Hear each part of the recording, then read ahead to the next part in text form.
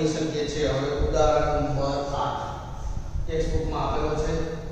રકમ જો શું કહેવા માંગે છે, એક ઇલેક્ટ્રોન 2 × 10⁴ ન્યૂટન પ્રતિ કુલમ્બના નિયમિત વિદ્યુત ક્ષેત્રમાં 1.5 સેન્ટીમીટર જેટલા અંતરનું પતન પામે છે। ક્ષેત્રનું માન અચળ રાખીને તેની દિશા ઉલટાવવામાં આવે છે અને તેમાં એક પ્રોટોન તેટલા જ અંતરનું પતન પામે છે। તો દરેક કિસ્સામાં પતન માટે લાગતો સમય મેળવો। આકૃતિ તમને આપેલી છે, તમે જોઈ શકો છો। આ આકૃતિની અંદર મારી પાસે આ પ્લેટ છે, બરોબર। આ બે પ્લેટની વચ્ચે ધન અને ઋણ વિદ્યુતભારો છે મારી પાસે। તો આ પ્લેટની અંદર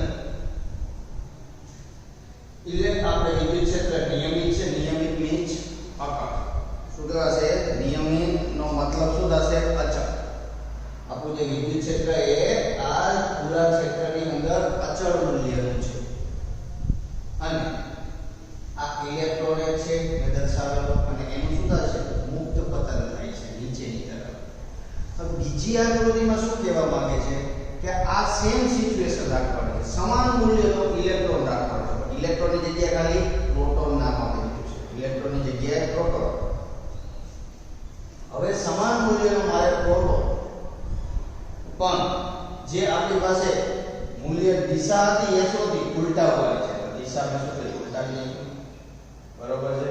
દિશા ઉલટાવી અને જે આ પ્રોટોન છે એને મુક્ત પતન કરાવવાનું છે। એ પણ નીચેની તરફ જ મુક્ત પતન તો કરશે। તો દરેક કિસ્સામાં પતન માટે લાગતો સમય ગણવાનો છે। હવે અહીંયા તમે જોઈ શકો છો આપણી પાસે બે આકૃતિઓ છે, બંને ઉપર સમાન વિદ્યુતભાર છે, કેમ કે પ્રોટોન અને ઇલેક્ટ્રોનનો વિદ્યુતભાર સમાન હોય છે। તો સમાન વિદ્યુતભાર ને સમાન વિદ્યુત ક્ષેત્ર અથવા તો નિયમિત વિદ્યુત ક્ષેત્રની અંદર જો મૂકવામાં આવે તો શું થશે? બળ લાગશે। તો શું લાગશે? બળ લાગશે। એનો મતલબ બળ તમને કેટલું લાગશે? F = QE Q × E। હવે Q આપણી પાસે વિદ્યુતભારનું મૂલ્ય છે, E વિદ્યુત ક્ષેત્ર છે, Q વિદ્યુતભારનું મૂલ્ય અચળ હોય છે, E વિદ્યુત ક્ષેત્ર પર આપણી પાસે અહીંયા અચળ છે। તેનો મતલબ બળ શું થશે? બળ અચળ થશે। જો બળ અચળ હોય તો આપણે બળનો ફોર્મ્યુલા જાણીએ છીએ, F = m। તો એમાં જે a છે પ્રવેગ, તો પ્રવેગ શું થઈ જશે? અચળ થઈ જશે। તો બળ અચળ તો પ્રવેગ અચળ। તો પ્રવેગ અચળ હોય તો આપણે અચળ પ્રવેગી ગતિના સમીકરણો મેળવી શકીએ છીએ। તો આ જેટલી પણ વસ્તુઓ હું તમને જે બોલ્યો છું એ જ વસ્તુઓ હવે આપણે અહીંયા લખી ડિસ્ક્રાઇબ કરીએ। ઓકે, તો હવે આપણે વાત કરીએ Q વિદ્યુતભારની 3 પર E જેટલા સમાન વિદ્યુત ક્ષેત્ર વડે લાગતું બળ। હવે મારી પાસે વિદ્યુતભાર જે છે એ Q જેટલો છે, બરોબર છે। આ જે મૂલ્ય છે એને હું Q જેટલું મૂલ્ય લઈ લઉં તો હવે શું થશે? આગળ Q જેટલા વિદ્યુતભાર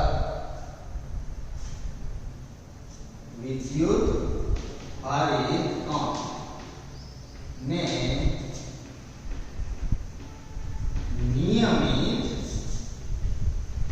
વિદ્યુત ક્ષેત્રમાં મૂકતા તેના પર બળ લાગશે અને તે બળનું મૂલ્ય શું થશે? F = Q × E થશે। F = Q × E, બરોબર। આ બળ આપણે અહીંયા લાગશે। આપણે ઓલરેડી વાત કરી ચૂક્યા છે આગળ કે બળ અચળ કઈ રીતના રહેશે। તો જો બળ અચળ થવા માટે આપણી પાસે Q વિદ્યુતભાર છે તો Q નું મૂલ્ય સેમ હોય। E છે તો એ વિદ્યુત ક્ષેત્ર પણ અહીંયા નિયમિત આપેલું છે, મીન્સ અચળ આપેલું છે। તો આ બંનેનો ગુણાકાર બળ અચળ રહેશે, તેનો મતલબ બળ અચળ। તો બળ અચળ હોય તો બળ આપણે બળ બરાબર શું છે? F = ma = QE। તો A બરાબર શું મળ્યું તમને? QE/m। તો આ વસ્તુ આપણને મળી પ્રવેગ। આ શું મળ્યું મને? પ્રવેગ। ને આપણે પ્રવેગ શું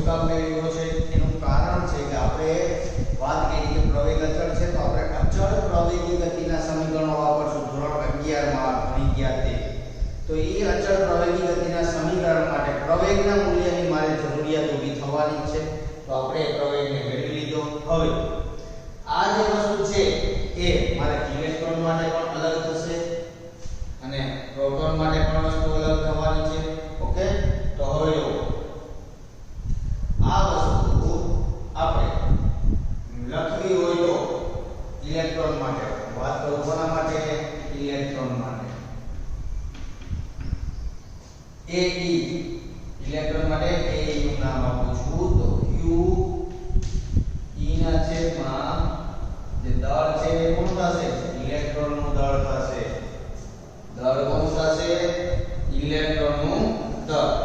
અને જે આ Q નું મૂલ્ય છે એ શું છે? આપણો વિદ્યુતભાર છે, તો આપણે વિદ્યુતભારની જગ્યાએ એક વખત પ્રોટોન મૂકવાનો છે અને એક વખત ઇલેક્ટ્રોન મૂકવાનો છે. તો પ્રોટોન અને ઇલેક્ટ્રોન નું જે મૂલ્ય જે છે એ આપણને ખ્યાલ છે, E જેટલું જોઈએ છે. ઓકે, તો અહીંયા મારી પાસે E તમને શું મળશે? સ્મોલ e, e ના છેદમાં me. ઓકે, હવે આ બધી વસ્તુ આપણે જાણીએ છીએ. તો જો E એટલે શું થશે? 1.6 ગુણ્યા 10 ની માઈનસ 19 ઘાત. E નું મૂલ્ય કેટલું છે? 2 ગુણ્યા 10 ની 4 ઘાત અને છેદમાં me. શું છે મારી પાસે? me. me નું મૂલ્ય શું થશે? 9.1 ગુણ્યા 10 ની 9.1 ગુણ્યા 10 ની માઈનસ 31 ઘાત. બરોબર, તો તમને આ ઇલેક્ટ્રોન માટેનો પ્રવેગ મળી જશે. સેમ ટુ સેમ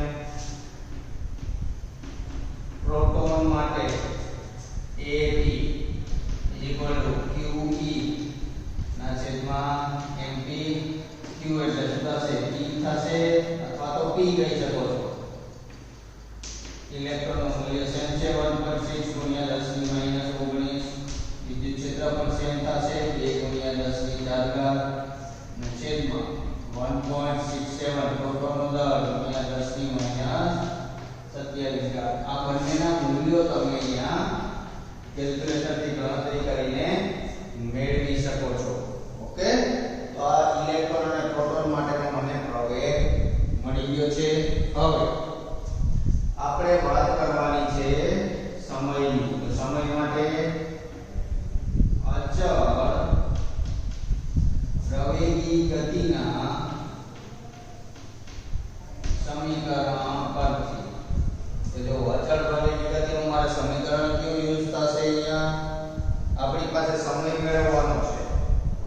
બરોબર, મારે શું મેળવવાનું છે? સમય. અને બીજું આપણી પાસે પ્રવેગનું મૂલ્ય છે. ઓકે, તો સમીકરણ આપણી પાસે જાણીએ છીએ અંતરવાળું. શું કામ અંતરવાળું? કેમ કે મને અહીંયા અંતર આપેલું છે ને 1.5 સેન્ટીમીટર જેટલા અંતરનું પતન પામે છે. અંતર મને આપેલું છે, તો આપણે અંતર, પ્રવેગ અને સમય આને રિલેટેડ જે સમીકરણ હોય તે યુઝ કરવાનું. ઓકે, તો જો સમીકરણ કયું આવશે મારી પાસે? અંતરવાળું એક જ છે, x. પહેલા સમીકરણમાં અંતર નથી આવતું, બીજા અને ત્રીજામાં અંતર આવે છે. ઓકે, પણ એમાં અંતિમ વેગની જરૂરિયાત પડે છે. જ્યારે સેકન્ડ નંબરનું જે આપણું સમીકરણ છે તેમાં અંતિમ વેગની જરૂરિયાત નથી પડતી. v0t + 1/2 at². હવે જ્યાં v0 શું દર્શાવે? મને પ્રારંભિક વેગ, પણ એ શું થશે? 0. શું કામ? મુક્ત પતન થાય છે. શું થાય છે? મુક્ત પતન માટે પ્રારંભિક વેગ 0 થશે. તો અહીંયા મારી પાસે શું મળશે? x = 1/2 a t². હવે અહીંયા જો હું t ને સૂત્રનો કરતા બનાવું તો કે મારે શું મેળવવાનું છે? સમય જ મેળવવાનો છે ને. તો સમય મેળવવા માટે આપણે t ને સૂત્રનો કરતા બનાવીએ. તો અહીંયાથી 2 અહીંયા હશે, a છેદમાં આવશે, તો t નો વર્ગ = 2x/a થશે. તો t બરાબર શું થશે? વર્ગમૂળની અંદર 2x/a. તમારે હરેક માટે અલગ અલગ મેળવવાનો છે. તો આપણે પહેલી વાત કરીએ અહીંયા ઇલેક્ટ્રોન માટે. બરોબર છે, અહીંયાથી અહીંયા લખું છું.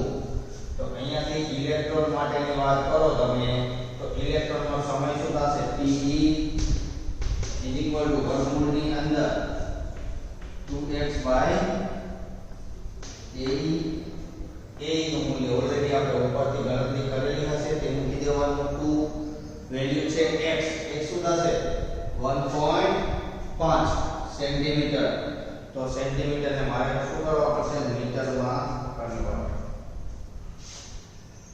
ઇઝ ઇક્વલ ટુ વર્ગમૂળમાં અહીંયા આપણે 2 ગુણ્યા 1.5 અને સેન્ટીમીટરમાં મીટર એટલે -2 ઘાત છેદમાં AE નું મૂલ્ય તો આ મૂલ્ય તમે ગણતરી કરી શકો છો કે ઇલેક્ટ્રોન માટેનું જે મૂલ્ય જે તમને છે 2.9 નેનોસેકન્ડ મળશે આ શું મળશે તમને 2.9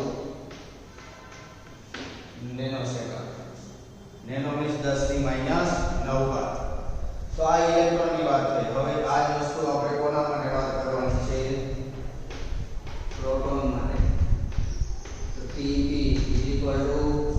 વર્ગમૂળની અંદર 2x ભાગ્યા AP સેમ ટુ સેમ બધા મૂલ્યો મૂકશો તો તમને તમારો ફાઇનલ આન્સર મળશે AP પ્રોટોન માટેનો ફાઇનલ આન્સર તમને મળશે ઓકે ગણતરી કરી લેજો બરોબર મારી પાસે અત્યારે એનો પ્રોટોન માટેનો ફાઇનલ આન્સર નથી ઓકે તો અહીંયા તમે સિમ્પલ હોમવર્ક મારજો એ વસ્તુ તમે ગણતરી તો કરી શકો છો કેમ કે કેલ્સી તમારી પાસે ઓલરેડી છે ઓકે તો આ જે ઉદાહરણ નંબર 8 છે એને આ પ્રકારે ગણવાનું છે આકૃતિને બધી વસ્તુ તમને આપેલી છે નિયમિત વિદ્યુત ક્ષેત્ર છે તો નિયમિત વિદ્યુત ક્ષેત્રમાં યાદ જ રાખવાનું મુક્ત પતન પામશે ઇલેક્ટ્રોન અથવા તો પ્રોટોન તો તેના ઉપર આપણે નિયમિત વિદ્યુત ક્ષેત્રમાં કોઈ પણ પદાર્થને ગતિ કરાવવો અંદર તો બળ લાગશે તો બળ અહીંયા આપણને અચળ થશે તો પ્રવેગ અચળ હશે તો આપણે અચળ પ્રવેગી ગતિનું સમીકરણ મેળવશું આ સમીકરણ ઉપરથી મુક્ત પદ થાય છે તો પ્રારંભિક વેગ 0 થાય બાકીની ગણતરી તમારી પાસે છે ઓકે એટલે ખાસ ધ્યાન રાખીને આ દાખલો ગણો કે હવે આના પછી આપણે નેક્સ્ટ ઉદાહરણ તરફ જશું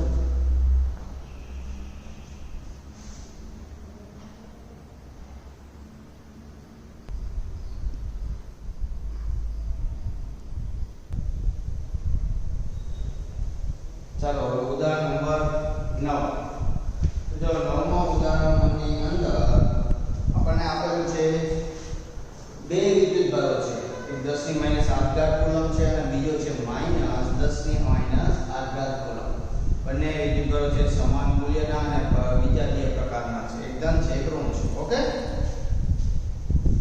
અનુક્રમે q1 અને q2 છે એકબીજાથી 0.1 મીટર અંતરે મૂકેલા છે આકૃતિમાં દર્શાવેલ બિંદુ A B અને C એ વિદ્યુત ક્ષેત્ર મેળવો આપણે શું મેળવવાનું છે જે બિંદુ આકૃતિમાં દર્શાવેલા છે ને A B અને C આ ત્રણે આપણે મેળવવાનું છે વિદ્યુત ક્ષેત્ર તો હવે વિદ્યુત ક્ષેત્ર મેળવવું હોય આપણે કોઈ પણ બિંદુએ વિદ્યુત ક્ષેત્ર મેળવવું હોય વિદ્યુત ભાર દ્વારા આપણે શું કરીએ છીએ પેલો વિદ્યુત ભાર છે એ બિંદુ ઉપર કેટલું વિદ્યુત ક્ષેત્ર મળશે બીજા દ્વારા કેટલું મળશે અને પછી બંનેનો આપણે સરવાળો કરશું બરોબર છે બંનેનો શું કરશું આપણે સરવાળો સંપાતકણના સિદ્ધાંત પરથી ઓકે તો હવે જો આપણે પહેલા ધ્યાનમાં લેવું એક જ વસ્તુ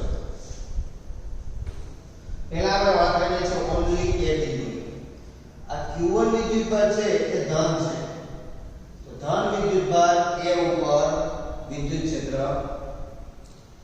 આપશે બરોબર છે તો આપણે મેળવવું શું છે q1 વિદ્યુતભારને કારણે બિંદુ A પાસેનું વિદ્યુત ક્ષેત્ર પણ આપણે વિદ્યુત ક્ષેત્રની વાત કરીએ છીએ તો આપણે તેના મૂલ્ય અને દિશા બંનેની વાત કરવી પડશે બરોબર છે વિદ્યુત ક્ષેત્ર મેળવવાનું કીધું તો મતલબ આપણે એનું મૂલ્ય પણ મેળવવાનું અને પ્લસ સાથે સાથે દિશા પણ કેવી પડે છે ઓકે તો જો આપણે પહેલા q1 ની જ વાત કરશું q1 ના લીધે A ઉપર લાગતું વિદ્યુત ક્ષેત્ર તો હવે q1 વિદ્યુત ભારના કારણે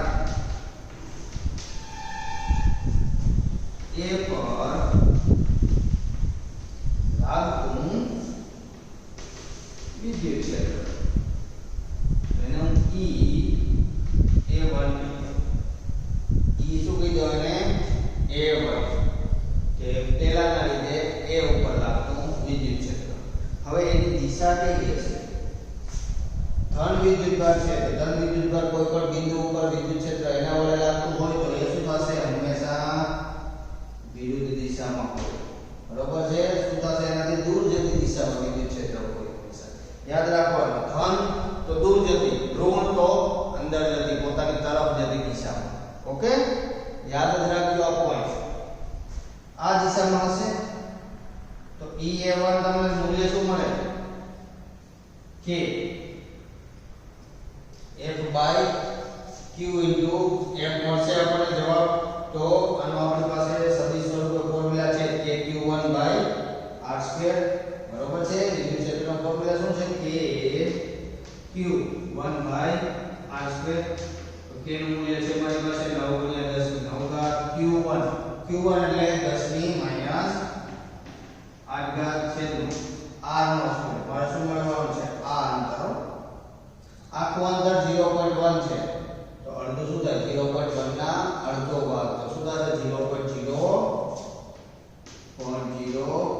થશે આટલું અંતર તો અહીંયા આવશે મારી પાસે 0.05 નો વર્ગ થશે ઓકે અંતર મીટરમાં છે આપણે કન્વર્ટ કરવાની જરૂર નથી તો આ તમને મળશે તમારો જવાબ 0.05 નો વર્ગ તો જવાબ મળશે તમને 3.6 ગુણ્યા 10 ની 4 3.6 ગુણ્યા 10 ની 4 ઘાત ન્યૂટન પ્રતિ કુલમ તો આ આપણને શું મળ્યું Q1 વિદ્યુતભારને લીધે એ બિંદુ પાસેનું વિદ્યુત ક્ષેત્ર અને એની દિશા શું છે અહીંયાથી હું કહું આપણે વિચારીએ દિશા તો દિશા એની જમણી તરફમાં છે શું છે બરોબર છે તો વિદ્યુત ક્ષેત્ર શું હશે આ જમણી તરફની દિશા દર્શાવવી જરૂર છે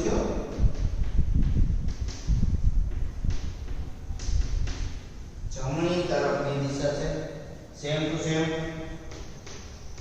Q2 વિદ્યુતભાર ના કારણે એ બિંદુ પર લાગતું વિદ્યુત ક્ષેત્ર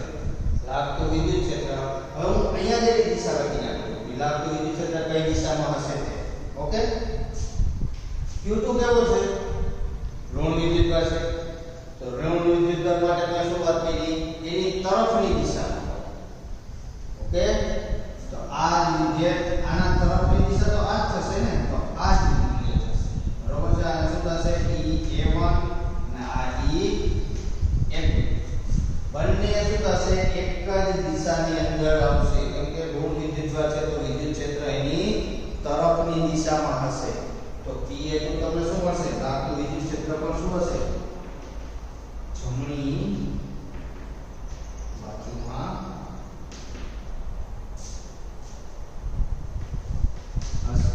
તો E2 બરાબર k Q2 ના છેદમાં r2 બરાબર છે k નું મૂલ્ય આપણી પાસે છે 9 * 10 ની 9 ઘાત Q2 નું મૂલ્ય મૂલ્યની વાત કરવાની છે નેગેટિવ સાઇન નથી લેવાની આપણે મૂલ્યની વાત કરીએ છીએ ઓકે તો મૂલ્ય 10 ની -8 ઘાત છેદમાં અંતર અહીંયાથી આટલું અંતર સેમ ટુ સેમ 0.05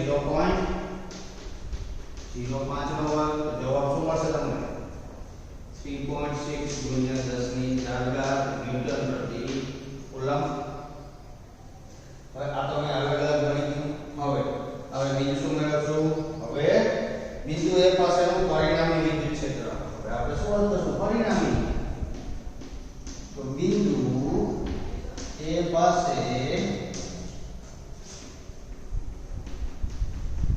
પરિણામી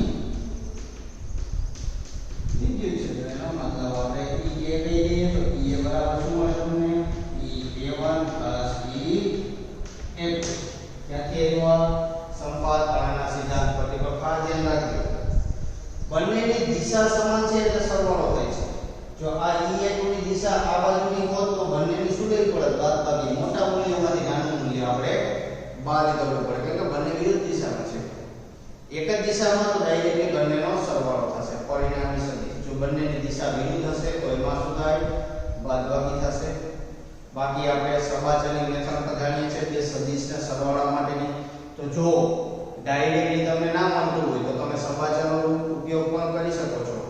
અહીંયા તો કોઈ ઇશ્યુ નથી કેમ કે એક જ સીધી રેખામાં જાય છે. આ બાજુ અને આ બાજુ જતું હોય તો આપણે સંવાચકનો યુઝ નહીં કરવો પડે કેમ કે ડાયરેક્ટ સરવાળા બાદબાકી કરી શકો તમે.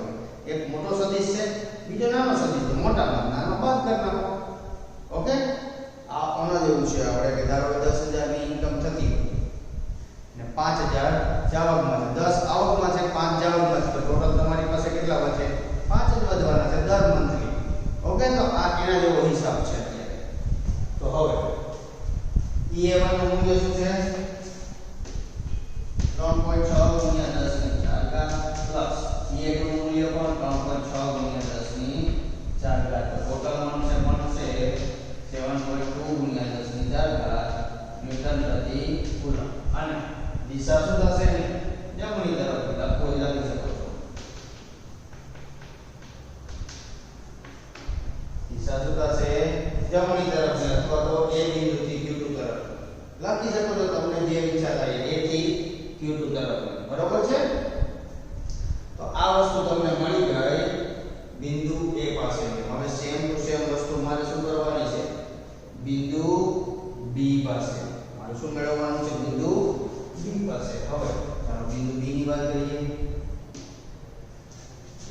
તો Q1 વિદ્યુત ભારને કારણે બિંદુ B પાસે વિદ્યુત ક્ષેત્ર કઈ દિશામાં હશે? વિદ્યુત ક્ષેત્ર B ની વાત કરીએ છીએ અને Q1 ધન છે, આ B.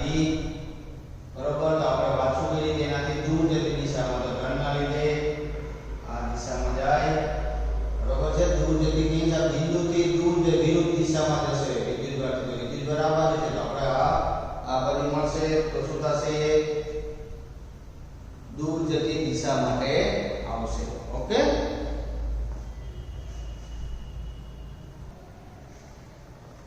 તો આપણે એને દિશા તરીકે દર્શાવવું હોય વિદ્યુત ક્ષેત્ર, તો આપણે જમણી અને ડાબી બાજુનો યુઝ કરીએ છીએ. તો આ મૂલ્ય જે છે એ શું થશે? એનાથી ડાબી બાજુમાં તો બિંદુ B પાસેનું વિદ્યુત ક્ષેત્ર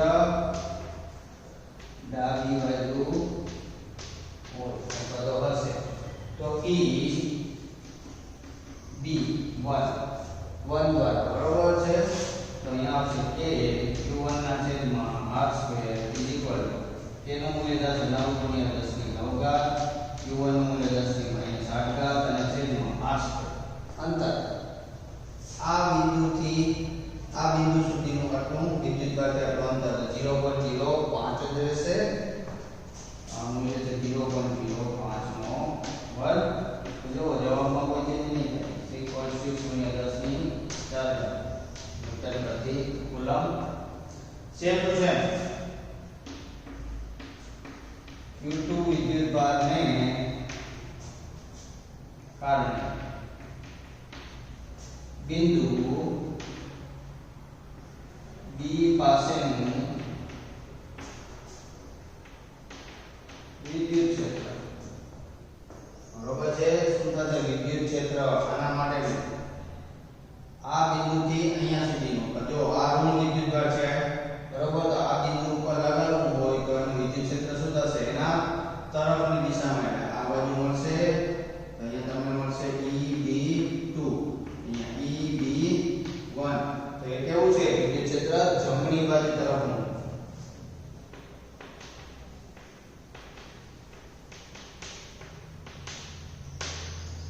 અને E શું મળશે તમને? EB2 A Q2 ના છેદમાં r2 એનું મૂલ્ય 9 ગુણ્યા 10 ની 9 ઘાત પ્લસ ગુણાકારમાં 10 ની -8 ઘાત છેદમાં. હવે આપણે શું મેળવવાનું છે? અંતર.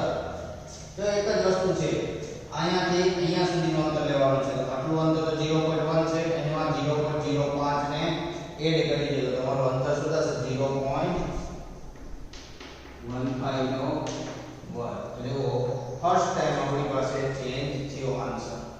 ઓકે, તો આનો જવાબ આપણે આવશે 0.4 ગુણ્યા 10 ની 4 ઘાત. આનો જવાબ શું આવશે? 0.4 4 ગુણ્યા 10 ની 4 ઘાત ન્યૂટન પ્રતિ કુલમ. હવે આપણે શું મેળવવું છે? બિંદુ B પાસેનું પરિણામી. તો પરિણામી મેળવવા માટે એક વિદ્યુત ક્ષેત્ર આ બાજુ છે, એક આ બાજુ છે, એક ડાબી બાજુ, એક જમણી બાજુ. તો હવે એમાં આપણે નક્કી કરી લેવાનું કે કયું મૂલ્ય મોટું છે. જો આપણે EB1 મોટું છે, EB1 નું મૂલ્ય. તો અહીંયા EB1 અને EB2 બેમાંથી જોઈ લઈએ આપણે. તો જો હવે સ્ટેટસ શું લખશું આપણે? બિંદુ B પાસે પરિણામી વિદ્યુત ક્ષેત્ર. ये लखी सको તમે EB1 greater than EB2 હોવાથી. બરોબર છે? વિદ્યુત ક્ષેત્ર શું મળશે તમને? EB is equal to EB1 minus EB2. તો EB1 નું મૂલ્ય શું છે? 3.6 ગુણ્યા 10 ની 4 ઘાત માઈનસ 0.4 ગુણ્યા 10 ની 4 ઘાત. તમારો જવાબ આવશે 3.2 ગુણ્યા 10 ની 4 ઘાત ન્યૂટન પ્રતિ કુલમ. દિશા મોટું કઈ બાજુ છે? ડાબી બાજુ. દિશા શું આવશે? ડાબી બાજુ. બરોબર? દિશા આવશે ડાબી બાજુની અંદર. તો એક જ વસ્તુ આપણે અહીંયા કરી છે, એક્સ્ટ્રા કોઈ બીજી વસ્તુ આપણે કરતા નથી. હવે આપણે સી બિંદુની વાત કરશું. ત્યાં સુધીમાં જે નોટ ડાઉન કરેલું છે નોટ ડાઉન કરી લ્યો. બાકી અહીંયા હું આપણે રફ વર્ક કરીશ અને આપણે હવે સી બિંદુ પરનું મેળવીએ. ઓકે?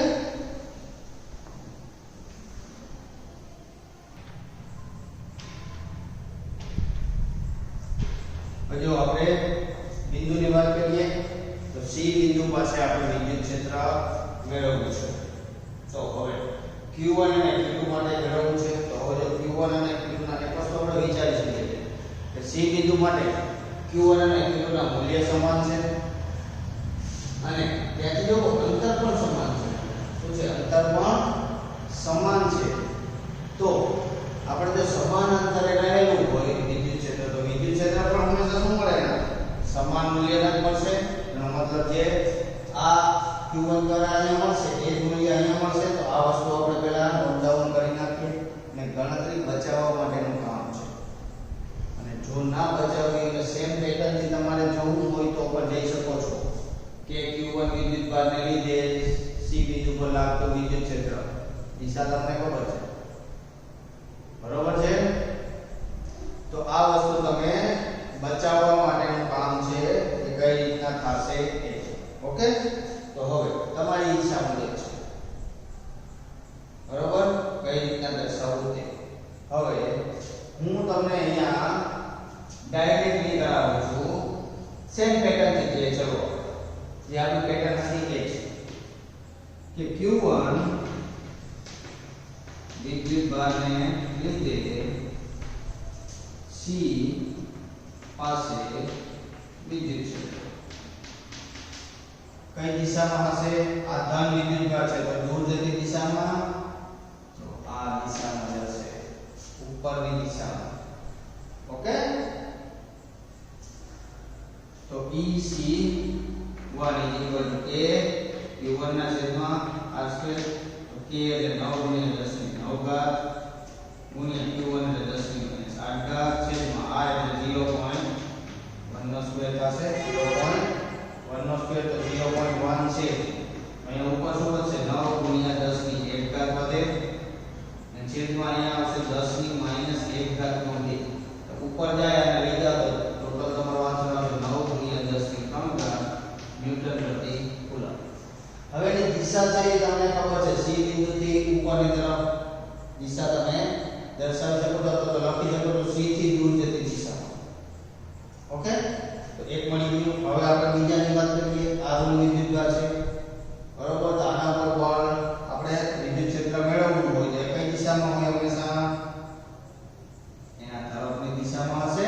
વિદ્યુત ભારની તરફની દિશા. તો તમે આ રીતના મળશે નીચેની તરફ. તો જો આકૃતિ તમને અહીંયા દર્શાવું છું. આ મારી પાસે સી બિંદુ છે.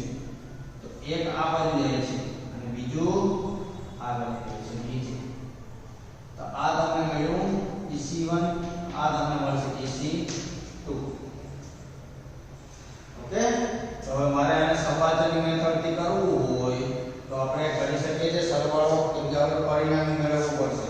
તો હજી આપણે Q2 માટે બાકી છે. તો જો Q2 માટે શું થશે? Q2 વિદ્યુતભાર ને લીધે C બિંદુ પાસે વિદ્યુત ક્ષેત્ર એ તમને મળશે EC2 AQ2/r².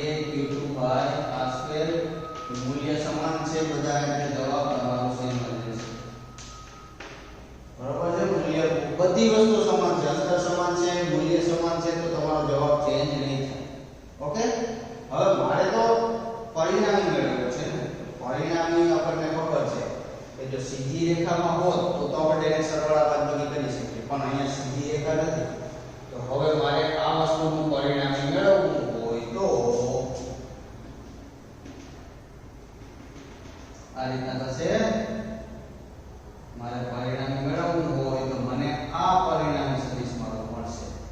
શું મળશે? આ EC. બરોબર છે? આ તમને શું મળશે? EC મળશે. એ આપણે મેળવવાનો છે.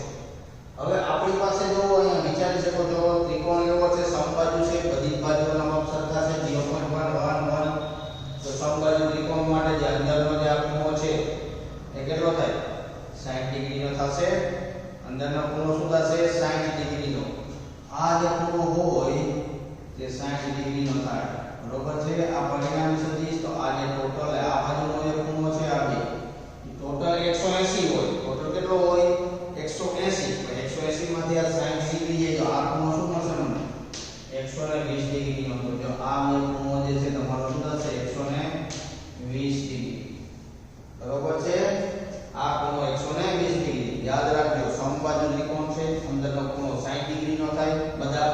તો એ 60 પછી આ ખૂણો મારે મેળવવો હોય C સાથેનો, તો ટોટલ 180 હોય એમાંથી 60 કાઢી નાખો તમે, તો તમારો જવાબ શું થઈ જશે?